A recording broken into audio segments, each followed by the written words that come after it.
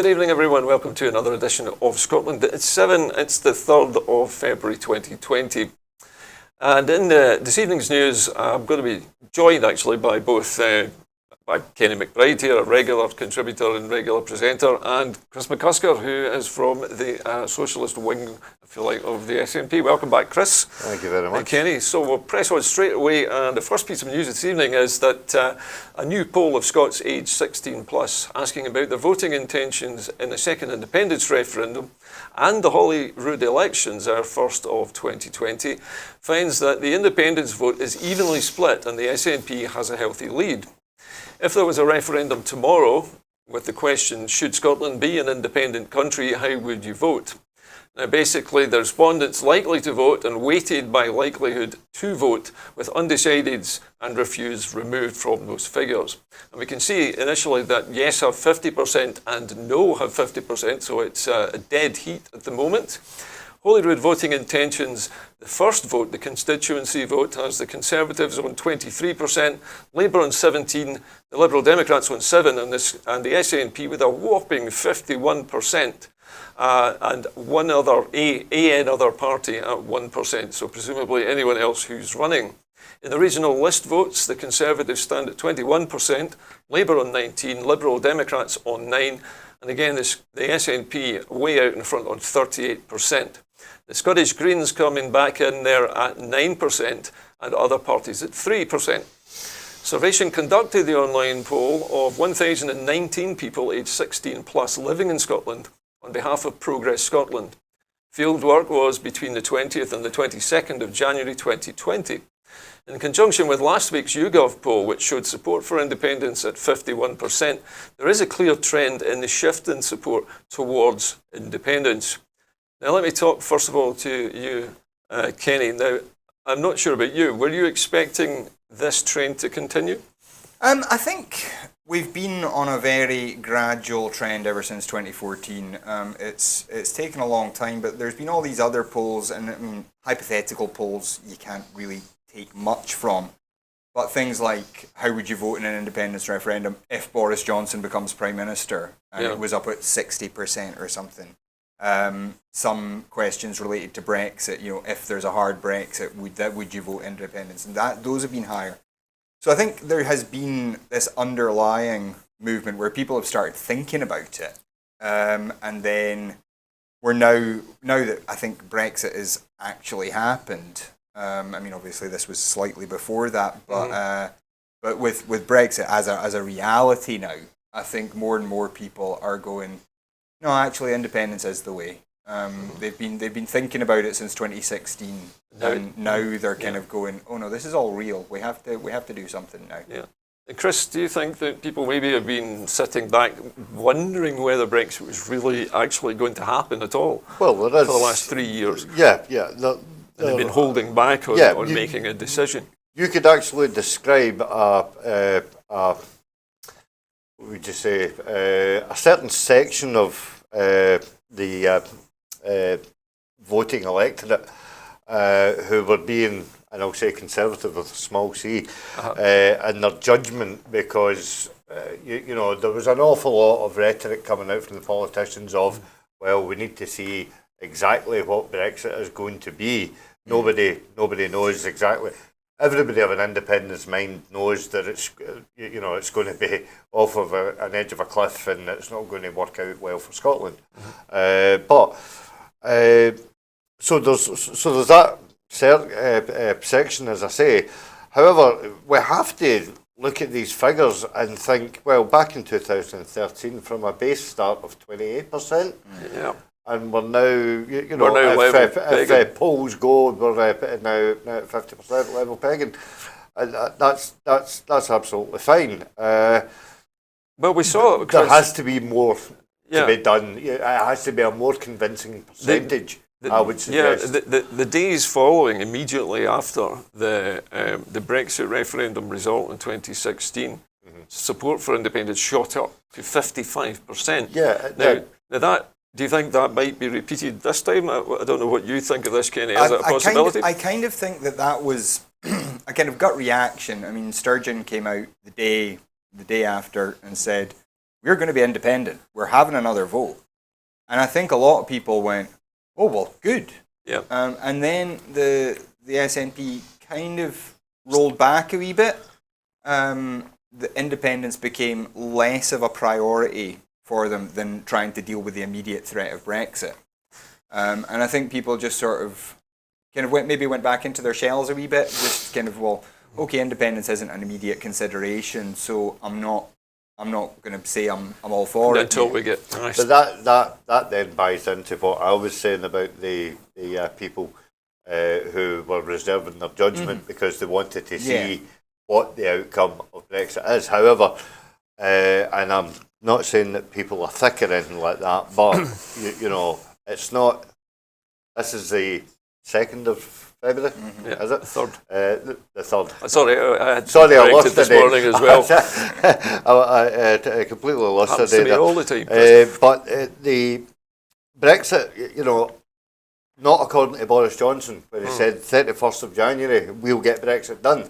Brexit won't even start to begin until November of next year. Well, once they enter into those trade negotiations, then when people can see, because most level-headed people can see that the Tory government is not working for Scotland. I'm not telling it. I'm not breaking any headlines here, folks.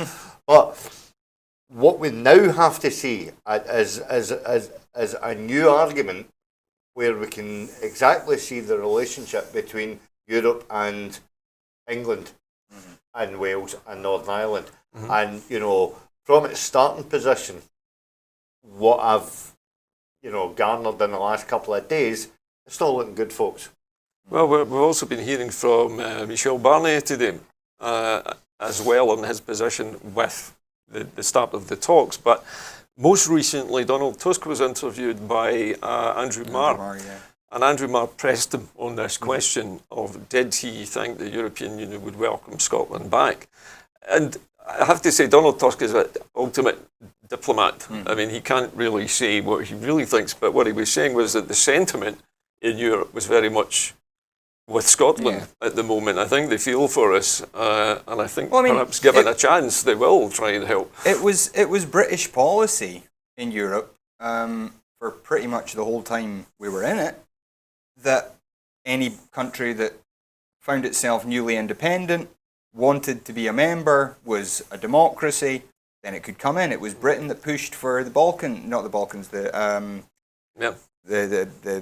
Eastern European countries, Lithuania and Latvia.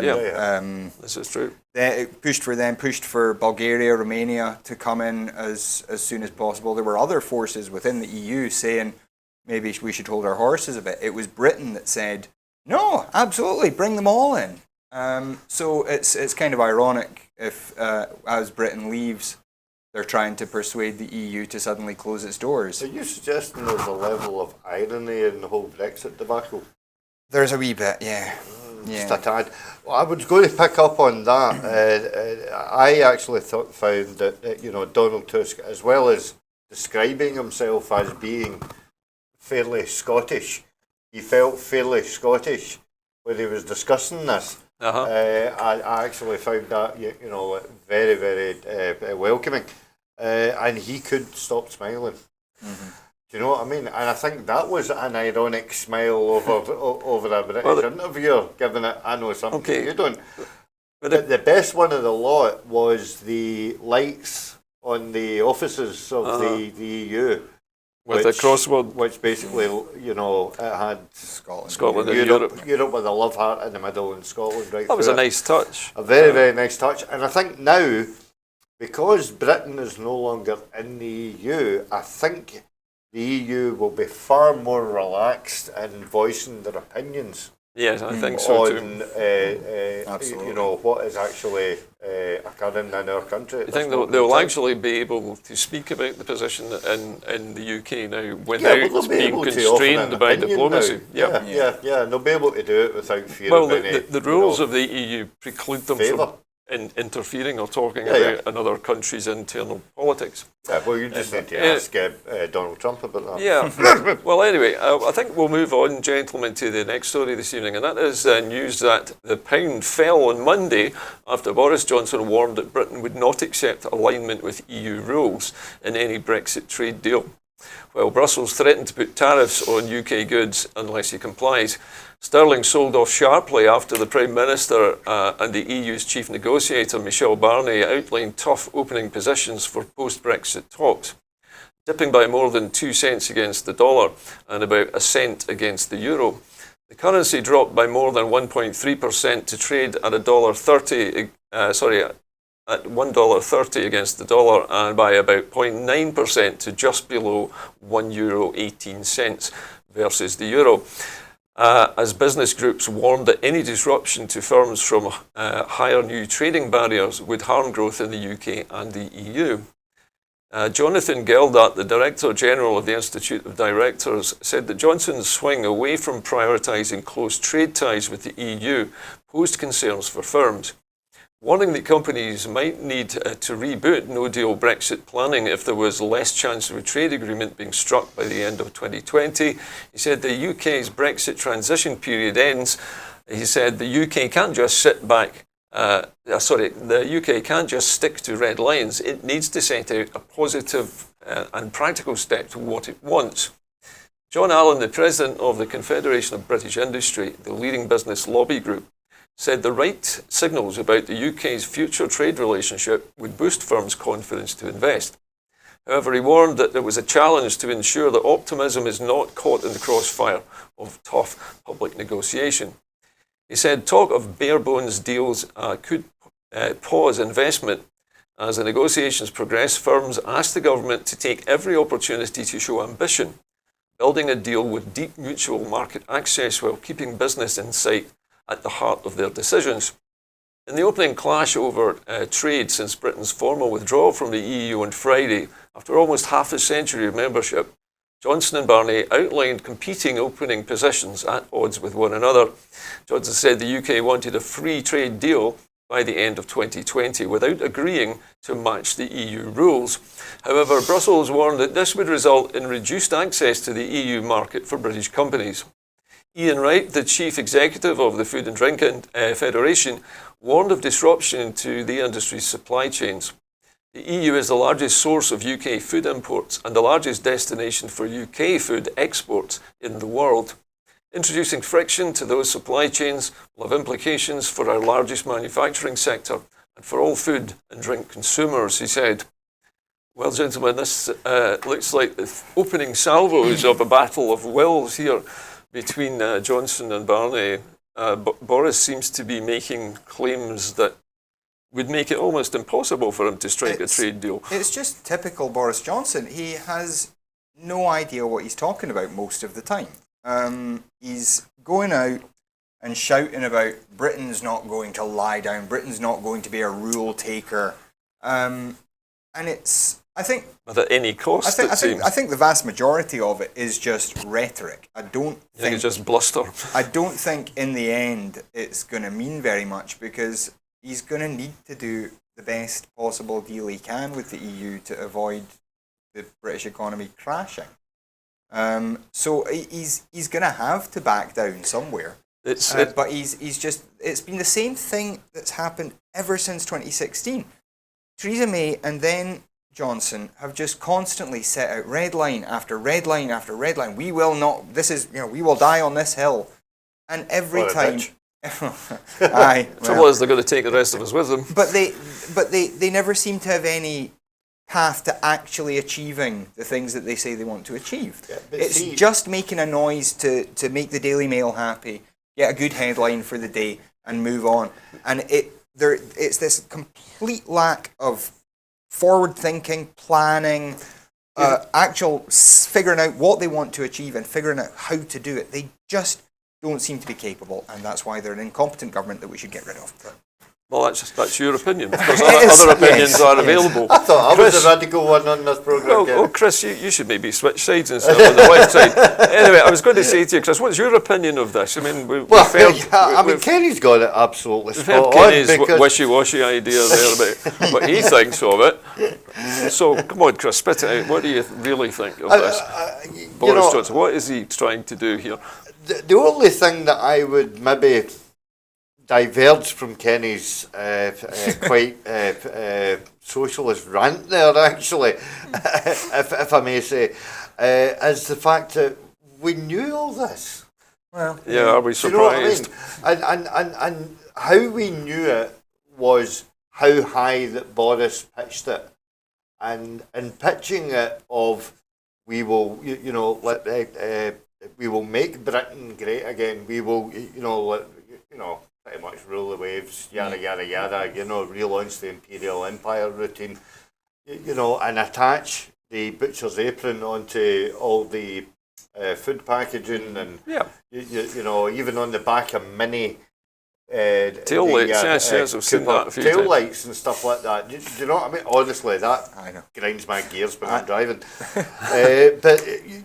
So that's how high that he pitched it, and he can't roll back from that now. I get the sense, gentlemen, that what's happening here is Boris Johnson is taking a huge page out of Trump's playbook here and basically telling people, his supporters, what they want to hear.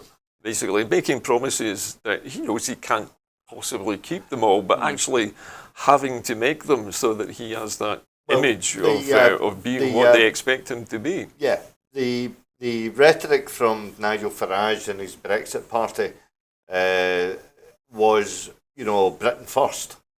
And that plays into Trump by saying America first. So once you get that chat out, then you can pretty much dictate what the pecking order is. Right? And it's going to come to nobody's surprise that Scotland is always going to come forth. There is another aspect to this which I found out about today from another source, which is that the British government is also saying that they plan to conduct other trade negotiations with other countries simultaneously to this. Now, you would have thought that they would be spreading themselves so thin on this as it was, that it would be very difficult for them to establish another set of trading negotiations with, say, North America or Australia or India or someplace like that. They haven't said who they are going to talk to. I mean, they've certainly said that they're going to be simultaneous they've talks. said repeatedly that they want to start talks with the US as quickly as possible. They're going to get eaten alive. Yeah, but they'll have no...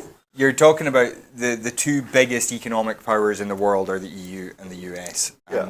Britain is not that important to either of them. They both would like Britain to do well because it helps everyone. Yeah.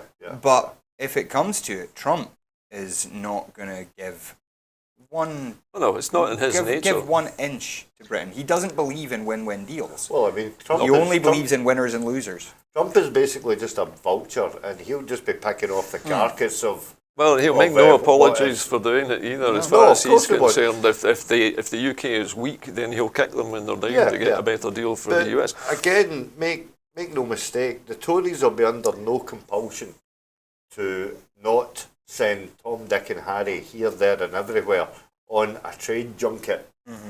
They would much rather spend that money on that issue than addressing the homelessness, the food banks, and the inequality within Britain, because it is this triumphalisation of the reinsurgence of the British Empire. Rule Britannia. That, must come first and foremost, and that's why I said to you is that he's pitched it high, and then he can work himself down from that.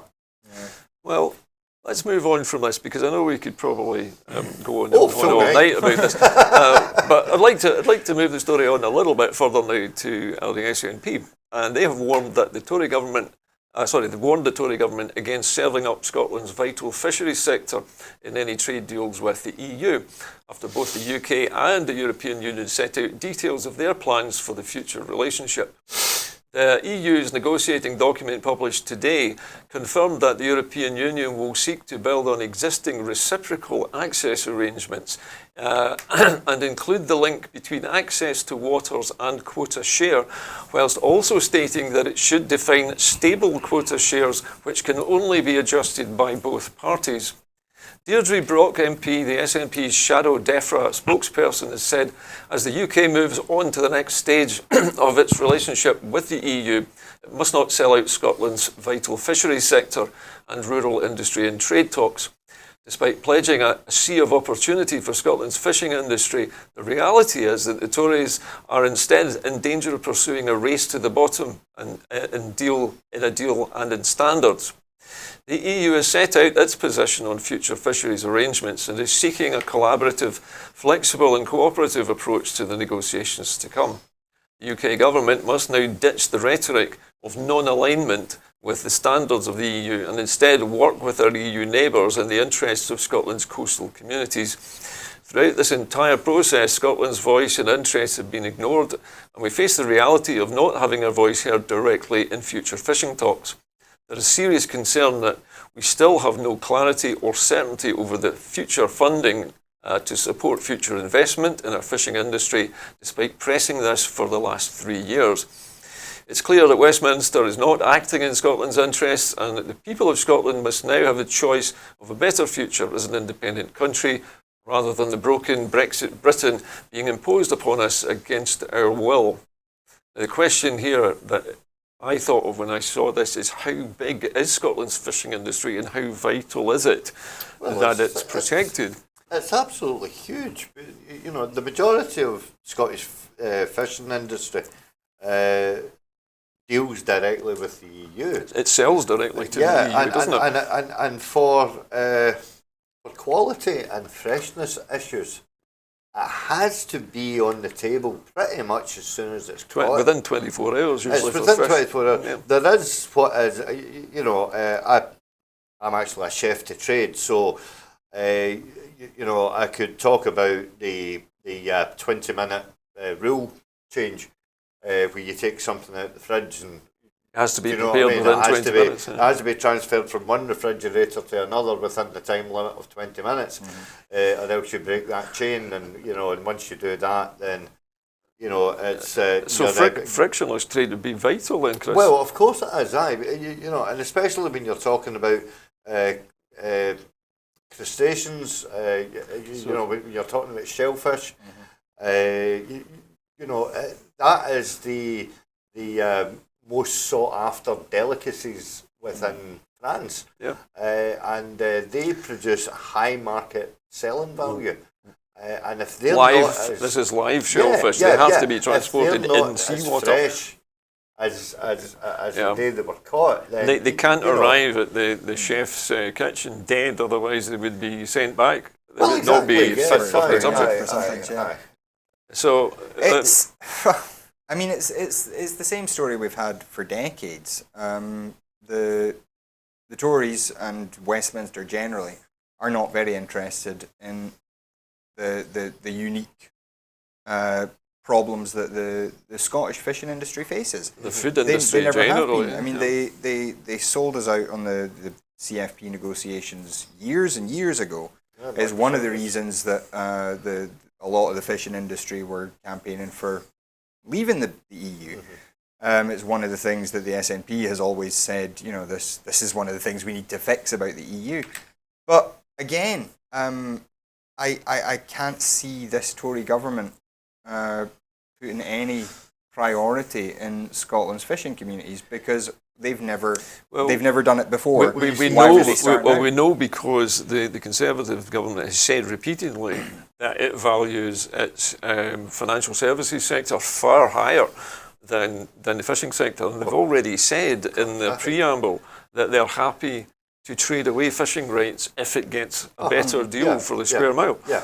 Now, if you accept the logic and the knowledge that I've got within the catering industry, as I've just set it out there, Boris will use that logic in order to put the Scottish fishing up for grabs right away. right? If you think of it, if those shellfish, if you know, if all that produce of the sea has to go, it has to be in Boulogne, or it has to be in Paris, or it has to be, you know, anywhere in France. If it has to be on the table that morning, then you know it has to have that on the table first and foremost. Yeah, what you're saying is what you're saying is Europe has to have control of that free flow of food, yeah. or it will not work at all for the fishing industry. Yeah. So it's almost like it's a prerequisite. They can't not trade it away. Well, no, of course we have to align with Europe, or this industry would just die. If we still had MEPs, right, who were in Europe and who could make petitions to the CFP, you know, in order not to further dwindle Scotland's depleted fishing quotas as we have them now, then you know, we've got no one arguing for us now. So, you know, it's basically up for grabs. And what I think I said last week is the fact that Scottish fishermen will be the first and foremost to get hit over the head with the big Gilby nail, you know, the big stick with the nail in it. You know, they won't be bothering with the Cornish fishermen and stuff like that. And all. You know, I mean, rock is plentiful. You'll probably find that the fishermen in the West Country will suffer the same fate. Maybe not. They'll not be maybe the first against the wall, but they'll be in there as well. I'm sure. They definitely will. But you know, first and foremost is you know, the other thing is, you know, but you can put more euro onto a Scottish lobster than what you can a British lobster. You think? You know what I mean? Yeah, you can put more euro on a Scottish malt than what you can on a Welsh malt. What you're saying is there's added value in the brand. There's Scotland, a quintessential value of the actual brand and the reputation of Scottish producers. I think Ruth is a great friend of the show, Ruth Watson. Runs a fantastic campaign for Keep the Brand Scottish, and that is these are quintessential foodstuffs that are synonymous to Scotland. This is Keep Scotland the Brand, I think is the name of it. Keep Scotland the Brand campaign. And it's there for a reason. You know what I mean? Nobody else produces Gruyere cheese. Yeah. Do you know what I mean? No one else produces Roquefort. Yeah. These Nobody are all else produces unique. Arbroath Smokies. Nobody does Arbroath, exactly, or Kelly Pies, for that matter. But you also get the black pudding from Shetland as well. There are all of these things. You know. Is it Orkney black pudding? I beg your pardon. Aye. Stornoway, I beg your pardon. Stornoway as well. Sorry. Stuff like that. It's all islands somewhere. It's somewhere up there in the islands. Yes. But this is again. This is at the centre. This is at the core centre of these trade negotiations. Is the fact that Scotland is going to be sold out. Well, I think we all expected that, Chris. I'm not making any more headlines. You know. Do you know? Well, listen, before we get further down the fishing line, I'd like to take us back to England for a moment and to talk about the British government's latest plans after the recent stabbing and the shooting of a suspect in a London street yesterday. The government is to introduce emergency legislation to retrospectively toughen the terms of prison sentences currently being served by the 220 terrorist offenders to prevent their automatic release, the Justice Secretary has announced. In a move likely to face legal challenge, Robert Buckland said that all terrorist prisoners, including those currently in prison, will not be released before their full sentence has been served without an expert risk assessment from the parole board. The announcement comes just over 24 hours after Sudesh Aman, a 20-year-old with previous terrorism-related convictions, launched an attack on members of the public in Streatham, South London. Aman had been automatically released from prison a week ago at the halfway point of his sentence. Terrorist offenders will not be eligible for parole board assessment until they have served 2/3 of their sentence, Buckland has told the House of Commons. Buckland said, "We face an unprecedented situation of severe gravity, and as such, it demands the government responds immediately, and this legislation will apply to serving prisoners." Now, we know this is a knee-jerk reaction, Kenny, don't we? Is this, do you think, part of a general tightening of restrictions on convicted terrorist suspects? I don't know. Or is it just a reaction to this event I today? mean, certainly this looks like a kind of knee-jerk response, but it wouldn't be unlike this government to ramp up the war on terror. That's the kind of thing that gets good headlines without ever actually having to do a great deal. I mean, I've got a wee problem with kind of the idea of automatic early release anyway. Yeah. I'm not against saying, well, you can be eligible for parole, quite relatively early in your sentence if you can demonstrate that you've turned over a new leaf and you're no longer a threat. But I don't see the point in it only being terrorists that this applies to. I think there are murderers and rapists and whatever who are dangerous as well. Who could be just as dangerous, and they will still have the automatic early release. I was going to say, I'm not certain that this legislation applies across the entire UK, because the judiciary in Scotland is obviously devolved. It has been for centuries. It's always been devolved. And I think in Scotland there is automatic early release on short prison sentences, under 24 months. I think. Well, I think I'm happy to be corrected if any of the viewers want to hashtag in. But I'm almost certain that Scotland visited this about 6 months ago, and actually reintroduced a bill where automatic release was taken off. Yeah, it was of the rolled back. I don't think it was rolled back completely, but yeah, I think there I think it was. I think it was roughly. I think it was one of the first things that Humza Yousaf had a look at. Actually, so it was as early as his appointment to the justice post. However, Joanna Cherry made a great point today when they were debating this in the chamber, is the fact that finally London is taking the lead from what Scotland is already doing, and it is looking into how Scotland has done it and formulated their policy, which is a great feather in the cap for the SNP, is the fact that London is following in Scotland's footsteps. Yeah, I believe they also followed in the Scottish police and judicial system's footsteps on knife crime as well, and on tackling the causes of it at every level. I think that was something else that they're looking at, copying what the Scottish system has been doing. Now once they've done that, then violence reduction. Yep. Well, once they've done that, then it would be a great platform for Alison Thewlis to then argue the fact that Bristol was given a consumption room. Why not Glasgow, when we've been arguing it for the last 4 years? There was but then they'll never do that because it doesn't suit their rhetoric of our drug death percentages. Remember, we discussed this at length. The idea of safe drug rooms. Some length. So again, it seems to me, it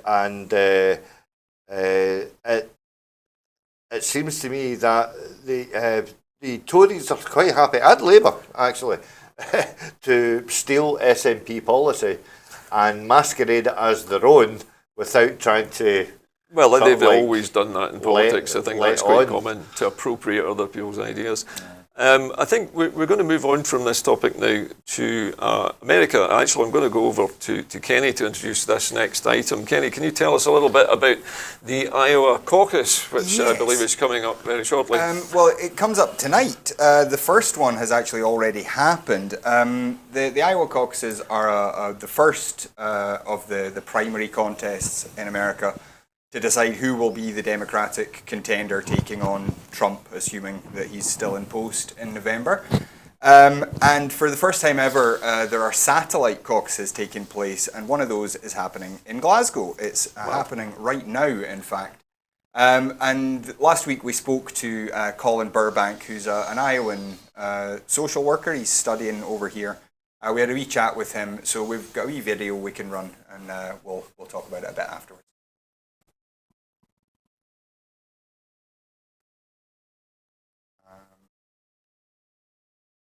Hold on, sorry, I'm having a wee technical difficulty here.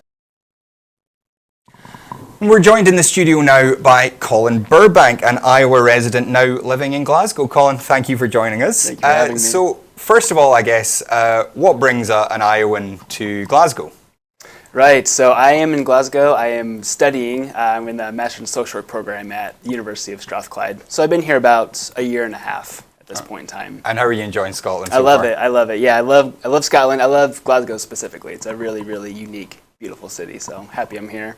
Okay, and in Iowa, we've mentioned already the caucus process. It's a unique way of voting. There's only a handful of states do it. So you, as an experienced caucuser, tell us a wee bit about what that experience is like. How does a caucus evening go? Right, so it kind of goes. You meet together, a group of.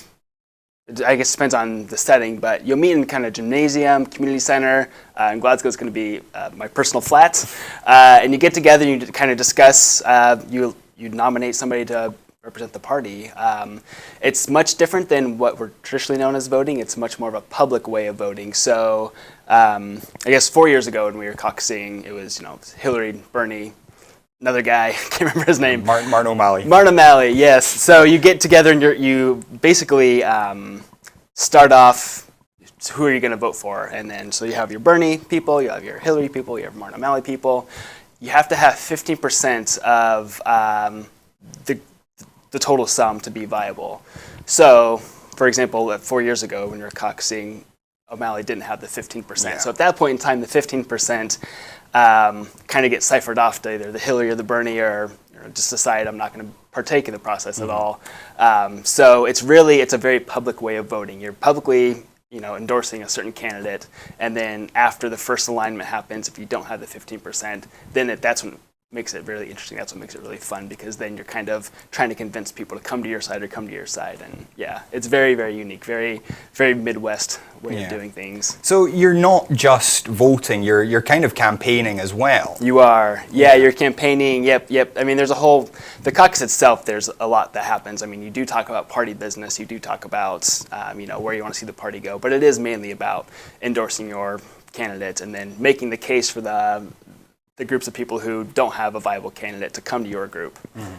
Now, you said that you're going to be having a caucus in your flat. We are, yes. So this is the first time the Iowa Democratic Party has allowed these satellite caucuses. There's only 3 in Europe, as far as I understand. There's one here, one in Paris, and one in Tbilisi in Georgia. Yeah. So you will actually be one of the first caucuses to declare a result, which is quite interesting. That is. So why has the party decided to allow this, and what made you want to be one of the hosts? Yeah, I'm not sure exactly the intentions behind the Democratic Party. I'm grateful for that they're allowing it, because generally the caucuses can be very, they don't allow some people, if you're working, if you have children, a lot of people can't come to caucus because you have to physically be present between usually like 7 and 8 p.m. So that doesn't allow a lot of people to do it. So I think maybe the Democratic Party is attempting to be more inclusive, to let more people kind of join in. A lot of people who live out of states, for us living out of the country, allows us to still partake in the process, because we are Iowa residents, we are citizens of the United States, we care deeply about the future of our country. So I'm grateful that we're going to be one of the first ones to declare who we're choosing, and and still partake in the process despite being overseas. So is this something that you've always been a part of? As your family are they politically active as well? Is this something that you felt you had to take a stand for the expat Iowans? Yeah, I mean, my mother's the one who actually told me about this satellite caucus. So she's the one to recommend, hey, fill out the application, see if you get approved. So, I mean, we are a politically active family for sure. We all have different views, as all families do. But yeah, I mean, I would say I've been kind of raised in a very much more politically active family than other families. Yeah, and even if your mum doesn't necessarily agree with your candidate, she'd rather you were voting than not voting, I guess. Yeah, I think that is what it comes down to. Civic responsibility. So how many people are you expecting to turn up at this? Because, you know, Iowa's not a huge state, and there presumably aren't millions of Iowans living in Glasgow. So how many people are you expecting to turn up? So there are about 6 of us. We're all actually know each other back from Iowa. We're all friends living in Glasgow and Edinburgh. So there's 6 of us. I know there's another person coming up from England as well, and we'll see who else shows up. But I think we're at least 7 people. Okay, and in theory, any Iowan who lives in the UK could show up. Any Iowan who pre-registered by January 17th can show up. Okay. So there is a bit of a restriction in that sense. So now that 7 is the 7 that will be coming. Yeah, I should be getting a list soon of everybody who's pre-registered who should be allowed in. Yeah. Oh, so there could be more. They're not registering with you then. They're registering with the party. And the party and notifies you. Yeah. Oh, okay, that's great. Yeah. Now the Iowa caucuses. I mean, they're the first state to vote. That's kind of it's a set in Iowa law, as far as I know, that Iowa has to be the first, which is why the season has moved a bit earlier over the years. There's also a bit of criticism of that. Iowa's a relatively rural state. It's very white, over 90% white, I believe. And there's been criticism, especially as the field has dwindled this year. Cory Booker dropped out, Kamala Harris dropped out, Julian Castro dropped out.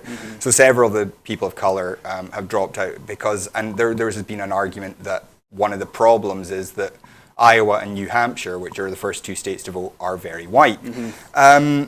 What's your feeling about Iowa being that first in the nation? Is it something that Iowans take a lot of pride in?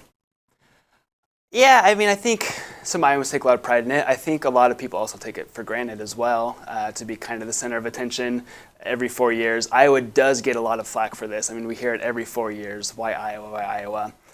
I don't have an answer to that. I mean, that's just kind of the way it is. I'm grateful that I live in a state that gets to have that much influence. And, you know, I am proud of Iowa. Iowa does have a deep history of being very progressive. You know, yeah, we'll see how things shake out. But, you know, Iowa is responsible for electing Barack Obama, those caucuses. So, you know, yeah, it is what it is. I've heard the argument that the first 2 states, but then the first 4 states you add in South Carolina and Nevada, and that kind of gives you a better representation of America. So those first 4 states I know are very, very crucial in the whole process. And you know, it's important to have the urban vote. It's important to have the rural vote. It is kind of what comprises what makes America America. Yeah. And you know, Des Moines, Iowa does consist of urban areas as well. I'm from Des Moines, so more of a city feel, a lot like Glasgow, actually.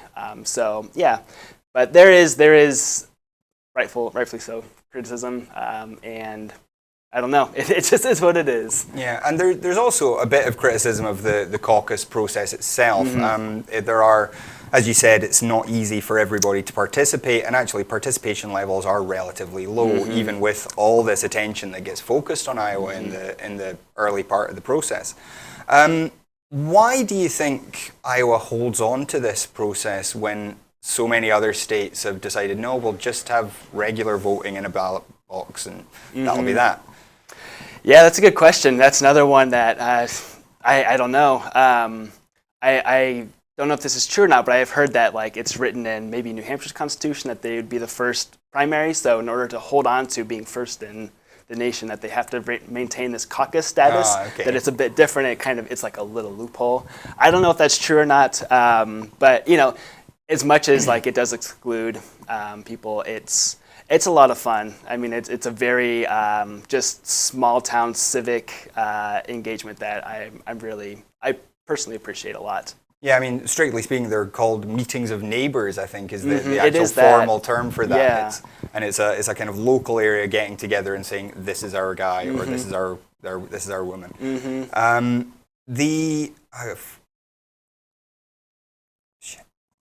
had a total blank. Can I add something to that as well?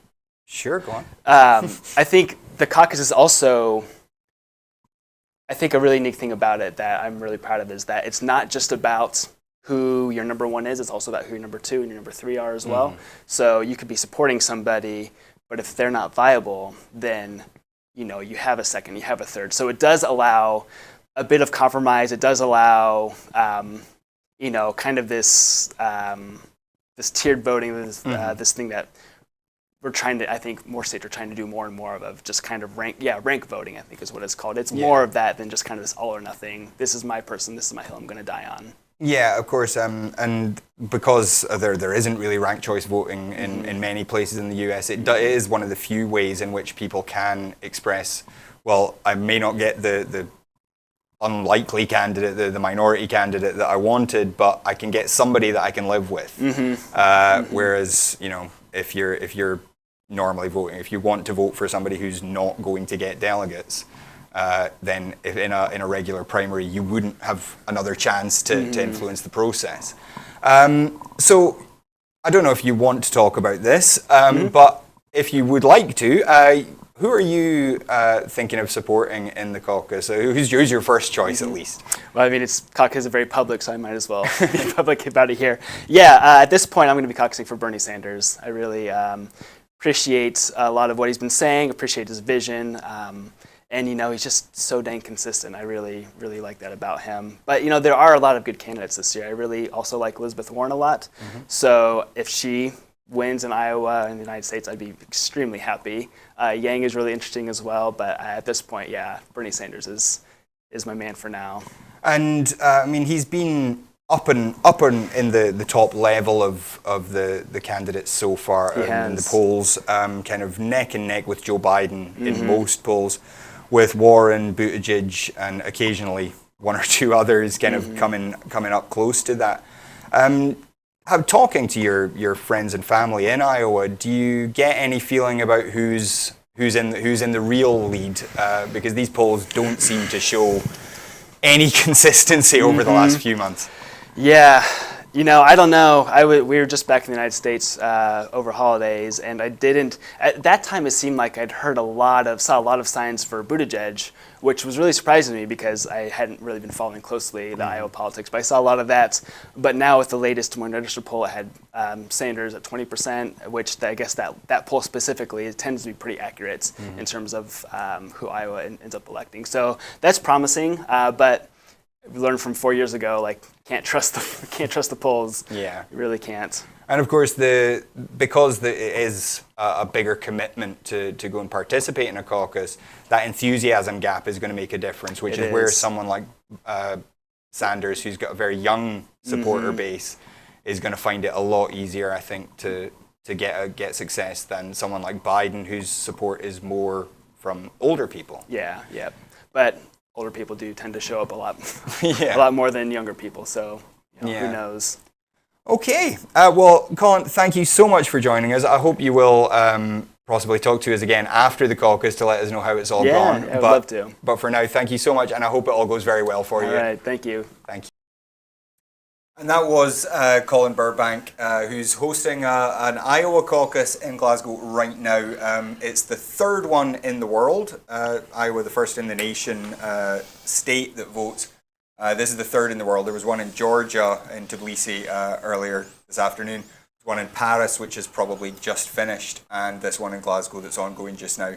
We weren't able to get hold of Colin tonight. It's become a much bigger thing. I think he said in the interview there that there were 7 people coming. There are now 23 coming. So there basically wasn't room in his flat for us to take a camera in as well.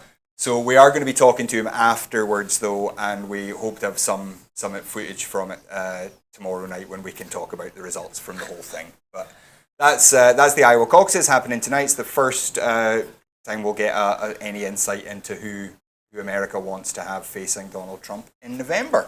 Well, assuming, of course, that he's still there. Well, segued into your next story. Nice segue. Well, yeah, we're actually returning. Thank you for the segue to Donald Trump. And, of course, he's in the middle of his impeachment proceedings at the moment. But even with acquittal seemingly assured, the Democrats prosecuting President Donald Trump in his impeachment trial have urged the Senate on Monday to convict him to show that no president is above the law. and to head off foreign interference in the US elections. I submit to you, on behalf of the House of Representatives, that your duty demands that you convict President Trump, the Democrat Representative Jason Crow told the senators who are due to vote on Wednesday on whether to remove Trump from office. The trial's outcome, with lasting effect not only for this president, but for all future presidents, whether or not the office of the presidency of the United States of America is above the law, Crow added. The 100 members of the Republican-controlled Senate were hearing arguments presented by the Republican president's legal team and the 7 House members serving as prosecutors. The Democratic-led House impeached Trump on December the 18th on charges of abuse of power for asking Ukraine to investigate political rival Joe Biden, and also obstruction of Congress for blocking testimony and documents sought by lawmakers in their investigations. Trump has denied wrongdoing and called the impeachment effort an attempted coup by Democrats. Impeachment is an extraordinary remedy, a tool only to be used in rare instances of grave misconduct, Crow said. But it is in the Constitution for a reason. In America, no one is above the law, even those elected President of the United States. And I would say especially to those elected Presidents of the United States. The Senate seems certain to acquit the President. A two-thirds majority is required to remove Trump, and none of the 53 Senate Republicans has indicated support for the conviction. So it looks very much like Trump will walk away from this, despite what seems to be a rather absurd request from the Democrats to impeach Trump anyway as a kind of warning to others. To be fair, I think that's not quite what Crow was saying. I think his point was, this guy's corrupt as all hell, and it's your job to remove him. The problem really is that the country, America, is so divided politically, and a lot of this goes back to Clinton, when the Republicans impeached him over his sexual misdemeanors, which were not good, but a lot of Democrats at the time thought, this is not the right thing to be spending time on. Trump now these are issues that we should be spending time on, as are many other aspects of his corruption. But trying to cheat against an opponent in an upcoming election by putting the arm on a foreign country is really taking your power to the extremes. It's really bad, and they do have a duty to vote impartially. They have a duty to hear the trial impartially. That's their job. They swear an oath to that effect, and every one of the Republican senators has, well, almost without exception, has said, well, we don't care, we're voting to acquit him. Mitch McConnell, who's the Senate Majority Leader, has been openly collaborating with the White House on trial strategy, while he's the one in charge of setting the rules of the trial. If this happened in an African country or a South Asian country, every one of us would be saying, oh dear God, it's unbelievably corrupt. The whole lot of them, we should probably be having a regime change war to deal with it. But because it's America, it just sort of, that's just one of those things. That's what Donald Trump's like. One of the things that struck me, Chris, maybe, I don't know if you'd like to comment on this, is the fact that by attempting to impeach Mr. Trump, the Democrats have really scored a point here, because even if he's not impeached, there's enough suggestion of misbehaviour in high office to really to stick to Donald Trump. The question is, will it affect his vote, do you think, when it comes to re-election? I don't think that it will, do you know what I mean? I think Trump, and Kenny can correct me on this, but I mean, I think Trump said a couple of weeks ago that they were in danger of cheapening the word of impeachment.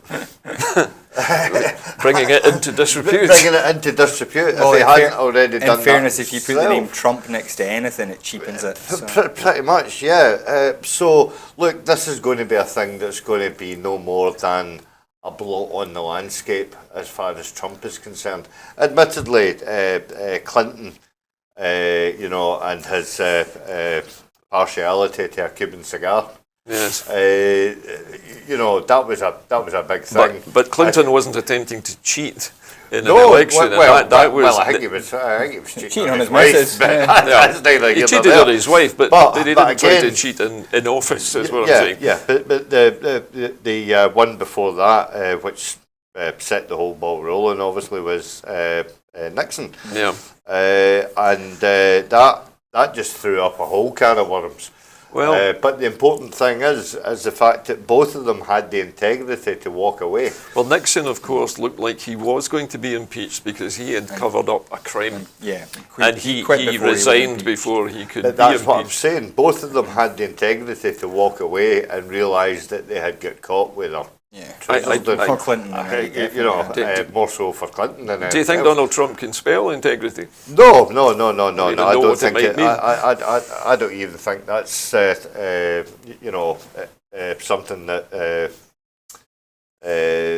Trump thinks about, and neither does Boris. To be quite honest with you, I mean, you made the point during after Kenny's. Again, brilliant socialist rant there. You know, he's turning into Citizen Smith here. Next you'll be campaigning for the That's your job, Don, Chris. people stood in front. But you know, I mean, you were talking about Trump making all sorts of promises and stuff like that to, you know, reinvigorate social society and, you know, hence keep him in power. Well, did Boris not do the same with 350 million on the side of a bus? Well, they're both. You know, Farage like I say, throwing fish back into the bloody Thames and things like that. This is the way that right wing governments act, and they act with complete impunity. They don't give two shiny brass stains farthings. Yes. for you know any of the comeback, because I think we've already established that Trump's pretty much Teflon Don. Do you know what I mean? And you know, this is as I said, it's going to be a blot on his copybook and nothing more. Yeah. And that's going to be their only achievement. But the question really is what is going to happen if there is a middle ground in American politics. And I doubt if it is very large, but if there is a middle ground in the political vote, will it sway away from Trump enough for him to lose this next his re-election bid? Well, I mean, I don't know that it is, because as again, Kenny pointed out the fact that America is so divided at this moment in time. And Trump's supporters are so ardent and loyal to him. Very, very loyal. And honestly, the similarities for me between America and Britain at this moment in time couldn't be any starker. Because you can see the loyalty, I hate using that word, that kind of like my throat, that loyalism, that's an even worse one. Well, that core support that Trump has got is replicated in Johnson, because he's got a core support of people who are in favour of this race to the bottom, along with what I'd like America. to do is ask Kenny a question here. And that is, Kenny, I mean, we heard a little bit from our American friend earlier on in your interview. Which of the two leading contenders do you think from the Democratic side are likely to make it? You said to me earlier on off camera that you felt that Sanders should have been leading this race. I think Sanders is just ahead in the polls. Just in the last week or so, he's taken a lead in the polls. Joe Biden. I think this whole Trump impeachment thing has hurt Joe Biden as much as it's hurt anyone else. And depending what happens in Iowa, Joe Biden may find his route to the presidency is a lot more difficult than he thought it was going to be. Sanders, I think, has a good shot. Sanders is much further to the left. Sanders calls himself a socialist. I was just about to say that. In America is pretty out there. But I was also going to say, is it not true that whoever wins Iowa is pretty much likely to win the actual presidency? It varies. There's about a 50-50 chance. What do they call them, swing states or something like that? Yeah, Iowa is a swing state, so it's a good one to watch. I mean, honestly, for me, the most likely to beat Trump is Andrew Yang, who's just had a real difficulty getting a lot of media attention. He's kind of come out of nowhere. I think he has the potential to beat Trump. I think the difficult bit for him is winning over the Democrats and getting enough popularity to get the popular vote. Yeah. Well, just to conclude this, I was going to read the last couple of lines from Mr. Crow, and he's saying that the logical conclusion of the argument is that the president is the state, that his interests are the nation's interests, and that his will is necessarily ours. Allowing the president to get away with conduct based on this extreme view would render him above the law, Crow added. Trump is only the third US president to ever be impeached, as we were just discussing there.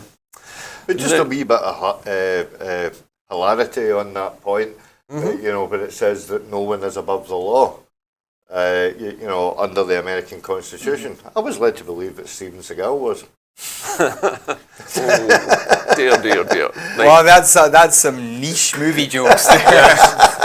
Well, that is some niche movie. Anyway, we're going to return back home now for the council. The Confederation of Scottish Local Authorities and Scottish councils oppose the opposition attempt to hand them responsibilities for business rates, it has been revealed. COSLA have rejected an opposition amendment to the non-domestic rates bill, which would mean that rates would no longer be set nationally and business rates reliefs, including small business bonus rates and rates relief for nurseries, would automatically end. In a briefing note sent to MSPs ahead of a crucial vote tomorrow, COSLA revealed that they do not support the move, backed by the Tories, Labour and the Greens, which would hand the power to set business rates to councils, end the nationwide rates reliefs and introduce local rates multipliers. 27 business organisations across Scotland signed a letter raising concerns over the amendment to the bill, with Director of the Scottish Retail Consortium, David Lonsdale, calling the plans startling and frankly utterly bewildering. The SNP's MSPs were the only members of the Scottish Parliament's Local Government Committee to oppose the move, and the SNP will not support the amendment at stage 3. The Scottish Green Party have accused the SNP of scaremongering over proposals by Scottish Greens local government spokesperson Andy Whiteman MSP. Mr Whiteman said, "My proposal would be the biggest devolution of fiscal powers to local authorities since the Scottish Parliament was established, giving councils real power to design a tax regime based on local circumstances and the particular needs of the businesses and communities there. The suggestion that these proposals would punish small businesses is nothing short of scaremongering by the SNP, who bizarrely want to maintain a centralised system introduced in the late 1980s by Margaret Thatcher.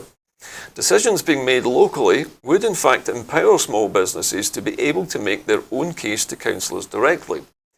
The SNP MSP Kenneth Gibson said, "The move to scrap over £308 million of relief, which is strongly opposed by the SNP, could impact more than 100,000 businesses across Scotland, including, interestingly, this particular television station. The fact that the local authorities who would take on the power are also opposed to these plans just goes to show you how deeply unpopular this proposal is. The proposed changes are simply bad for business. They would burden firms with higher rates bills, undermine their ability to invest, create jobs, and help them combat the difficult trading conditions. A majority of Scottish businesses benefit from the lowest poundage anywhere in the UK, and the incentives that only exist in Scotland. All that is being threatened by the Tories and Labour. Tomorrow's vote is the last chance for opposition parties to heed the warnings raised by business organisations across Scotland and to vote against this reckless amendment." Now, I only heard about this today, gentlemen. I don't know if you had heard of Andy Whiteman's bill. I think you mentioned it to me, Kenny, that this bill of Andy Whiteman's.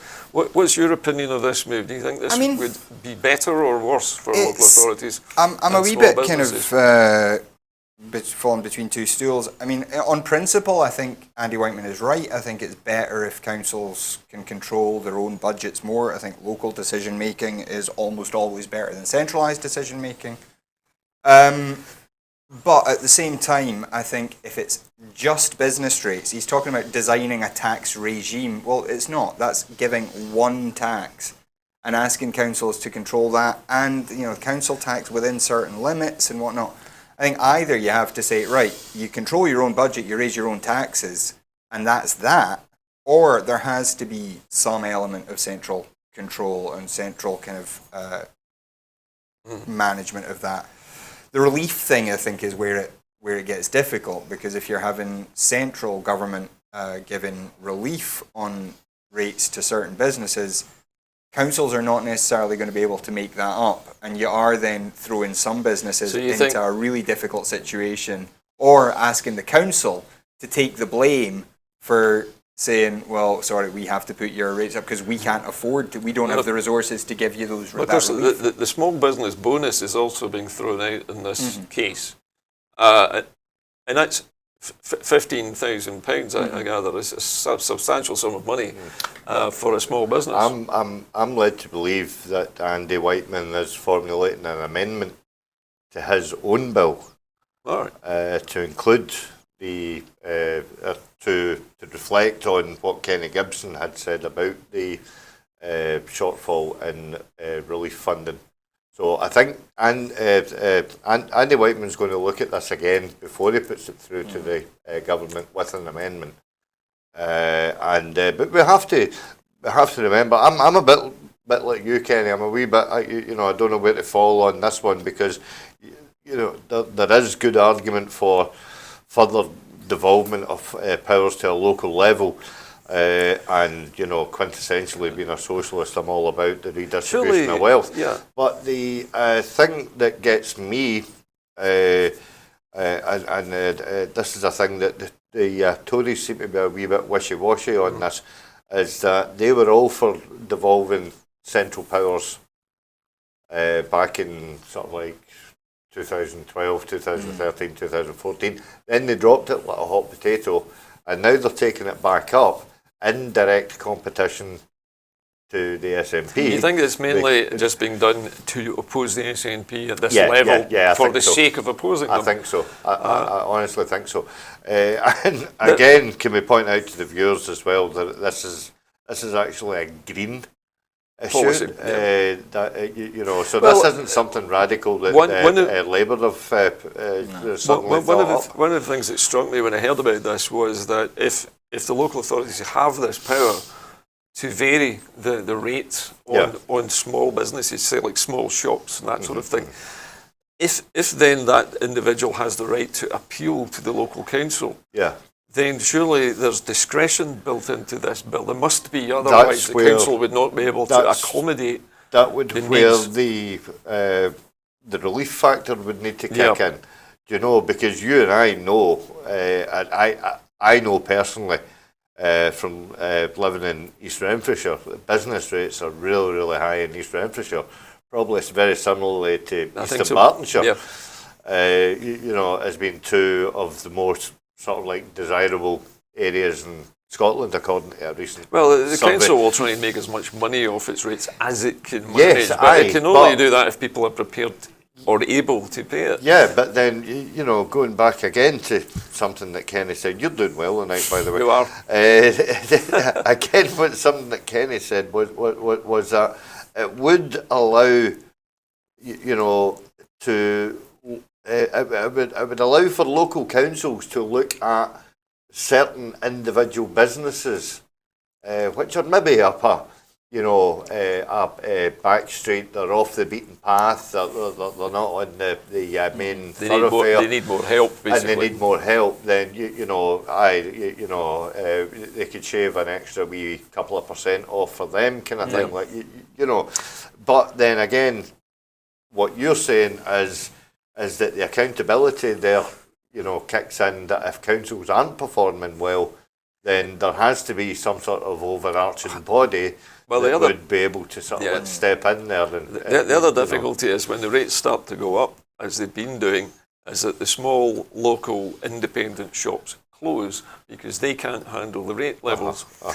So you then end up either with an empty shop, or you end up with a chain store, or a burger bar, or or a bookies. But you end up with something that can afford to pay those rates. Yeah. And the council, of course, would take that because a bookies is obviously going to be able to afford more than a newspaper shop. Well, I mean,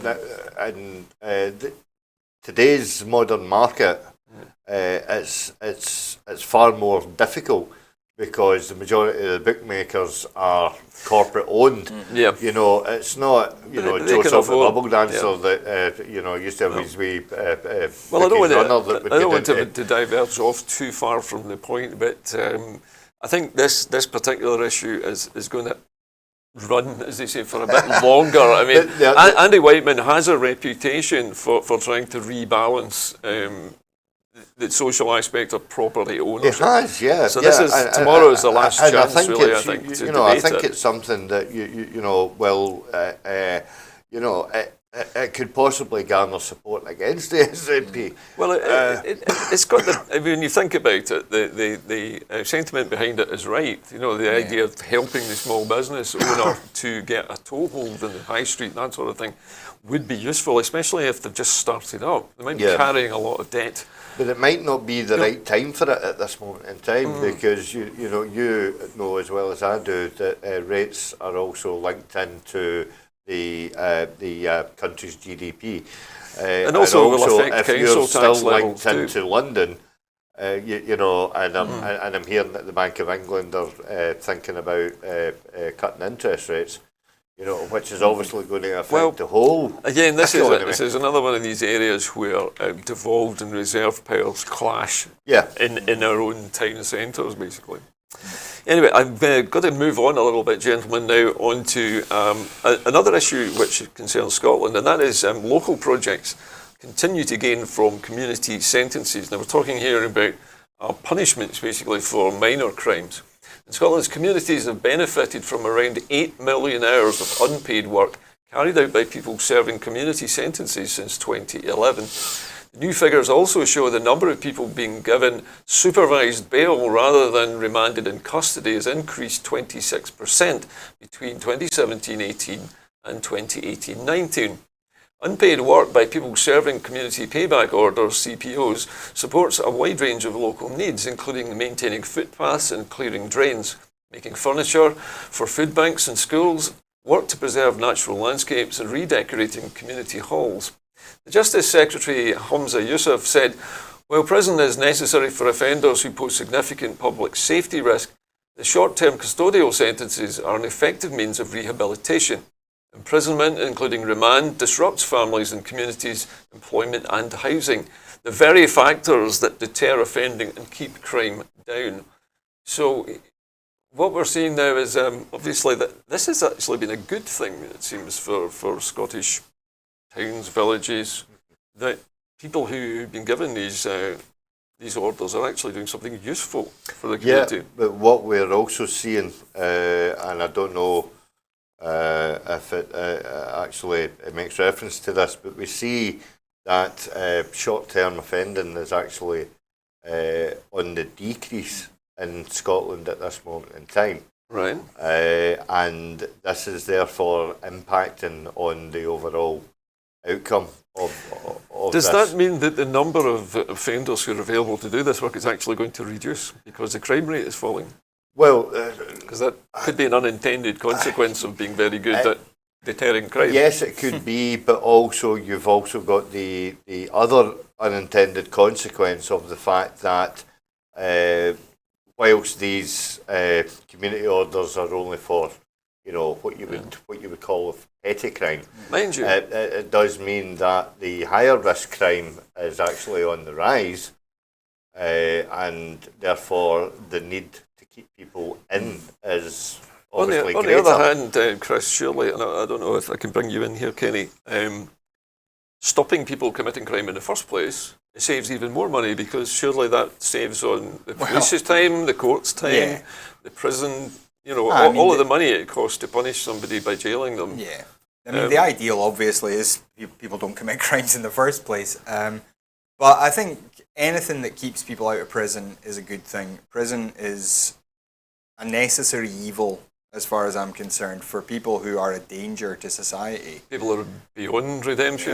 Well, not that necessarily. Maybe But not- people who need to be kept somewhere secure until we can figure out how to rehabilitate them. Sometimes that rehabilitation is going to take a long time, and people do need to be protected from certain people. But anything that keeps us, as you say, like petty crime, people who, especially young people, like if you're just 18, 19-year-old and you make a mistake, you get in a fight, and Yeah.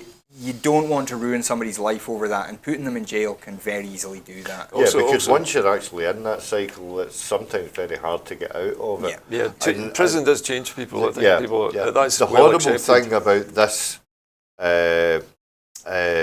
story is the fact that it links into the earlier story we were talking about the stabbings down in Yeah. London, and the fact that again, if London were to really take a radical look at how we're approaching this with the community paybacks and stuff like that, But then again, you can't really put a jihadi in an orange jumpsuit. and No, get I'm back not and litter up. talking I mean, about. No, I'm not talking about that. But what I'm talking about is that because there's a spike of Of knife real crime. violence Yeah, down sorry, in London Kenny, I misunderstood area, then obviously the prisons are going to be filled to They need to the find a brimming. way of turning these So, young people away exactly, from violence.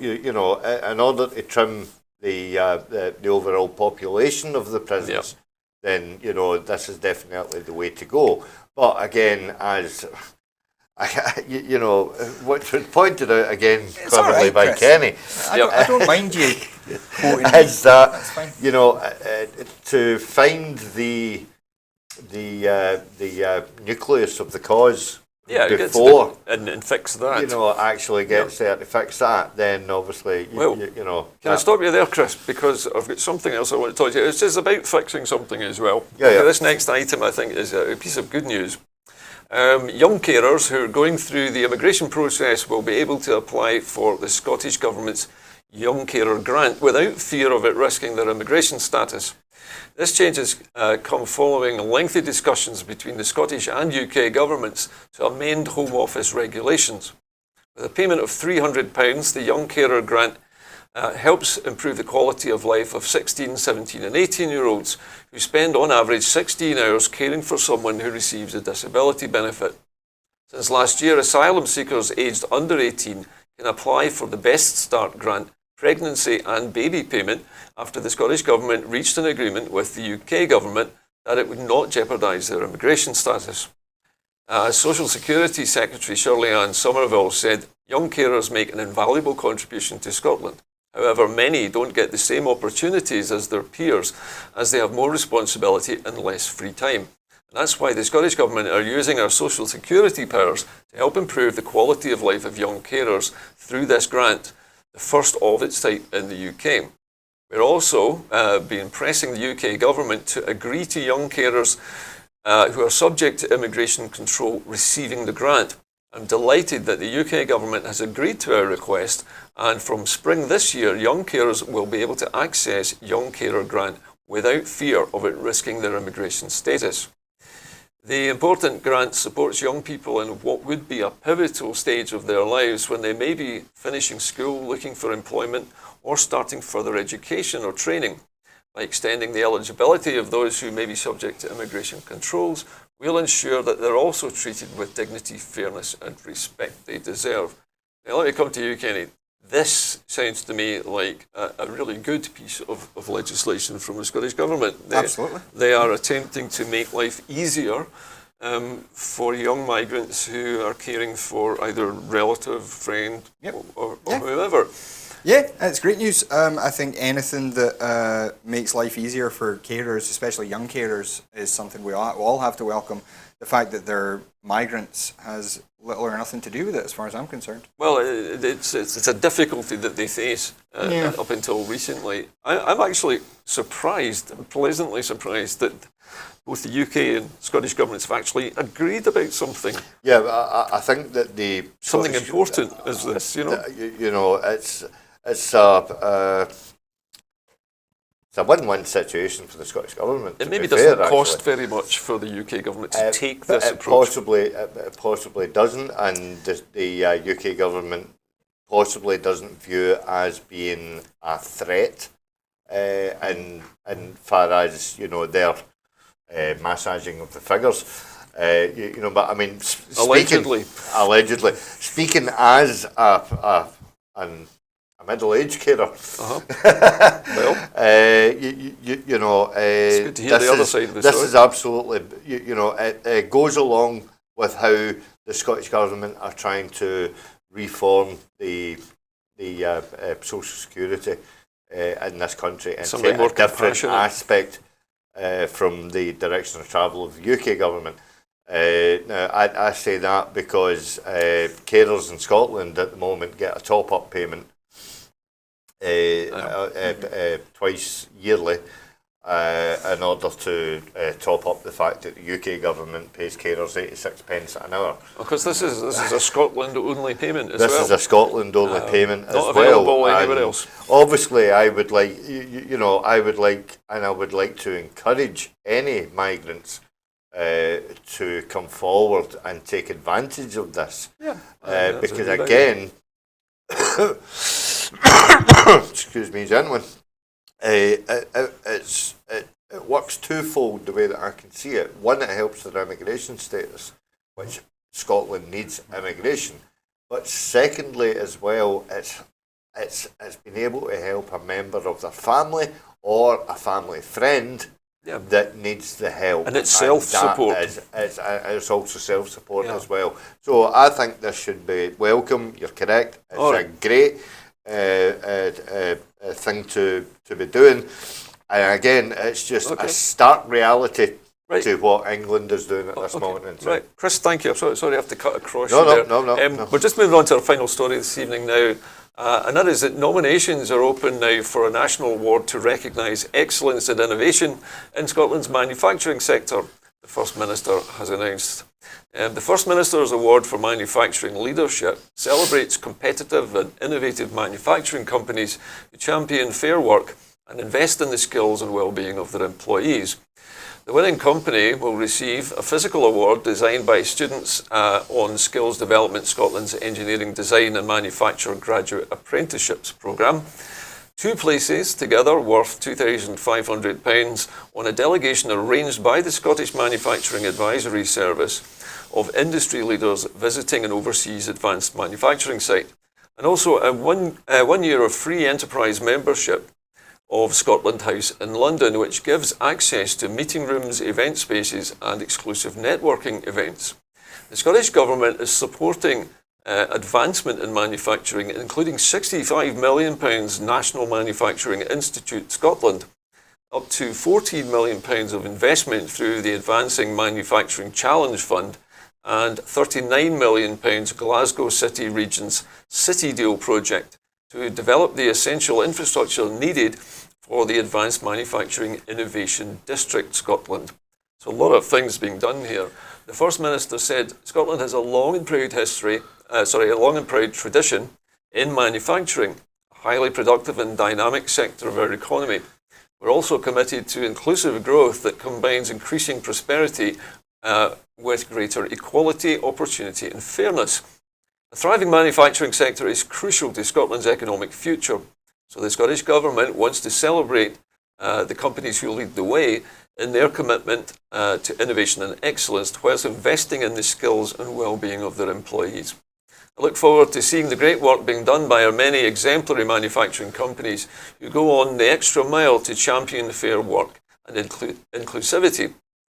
So the nominations for this award are still open, I believe, and they've just opened, I beg your pardon, and the winner will be announced at the Scottish Manufacturing Advisory Services National Manufacturing Conference on the 26th of May this year. It seemed to me there's actually quite a lot of awards here, Kenny. I mean, they seem to be covering quite a wide range. Yeah, I mean, well, manufacturing. But it's covering a lot of things in this award, I think. Yeah, I mean, manufacturing is a very important part of any economy. You need a manufacturing base in your country to have a strong, stable economy. That's just how economies work. So anything that's supporting innovation and advancements in our manufacturing has got to be a good thing. The other thing that really jumped out at me is the commitment to fair work. That it's not about just we have a wonderful product. It's we have a business that treats people well, and that is one of the threads of the Scottish Government's work that I think is The social element of really, employment. Yeah, that's really underrated by people in Scotland and people without. Traditional industries, Kenny, have always looked at the bottom line, and the people who work in the company in the past would have been seen as sort of work units. They wouldn't really have thought too much about them as human beings. But the work-life balance these days is much more prominent in people's minds, with so many people working several jobs as well. I know that we've spoken about this before, Chris. Yeah. This seems to me to be rewarding a lot of different, what would you say, features in business. It's not just the ability to innovate, as you say, the ability to reward their employees. Yeah, I mean, there's that chap in the States, Dan Price, I think his name is, who runs this company, and he decided to take a massive pay cut. He was getting paid 7 figures. Right. And he decided to slash his own pay and said that, right, everybody in the company has a minimum wage of $70,000. And that was it. And everybody said, this is crazy. You can't do that. And he said, well, I've got the happiest workforce in the country. No one in this company is leaving here. Yeah. Every single one of them wants to be here. They come into work smiling every morning. They probably get in early as well. That's how you create a better company. It's, productivity. It goes back as far as Henry Ford saying, I need to pay people enough that they can buy my cars. Yeah. And we kind of have forgotten that over the years, and we've started treating people as just part of the machine. Well, obviously, a lot of manufacturing migrated to China as well, because British businesses decided it was cheaper to employ people over there. Yeah. Well, labour costs were you're going down a really dark alley. Well, we know that they're not treated well in China. Yeah, well, you only have to look at the recent debacle in the last couple of years with regarding the building of football stadia. And the harsh inequality that was going on there, scant regard to health and safety, or workers' terms and conditions, or was this where the stadia were being built in the desert? Is it Dubai? Am I correct? Yeah. By foreign labour. And it encompasses an awful lot of other things, such as working time directive and all the rest of it.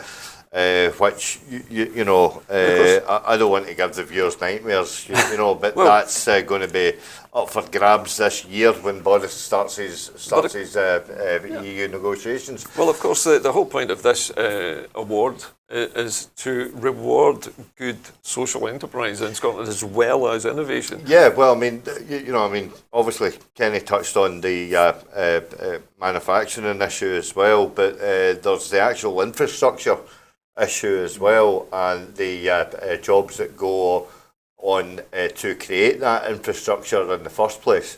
Which infrastructure do you mean? Well, it was specifically targeting the Glasgow River development, which is currently due to start. Is this the new development on where's it, Renfrew side of the river, and also Yoker? Am I right? I think it was down Yoker where we were not creating some sort of this unfortunately doesn't thing down at the quayside. Doesn't have much to do with the subject of manufacturing, though. Well, no, but it's got that piece also related to infrastructure as well. Mm-hmm. And then when you're talking about manufacturing, you're talking about the fact that you need to have a factory to produce bricks.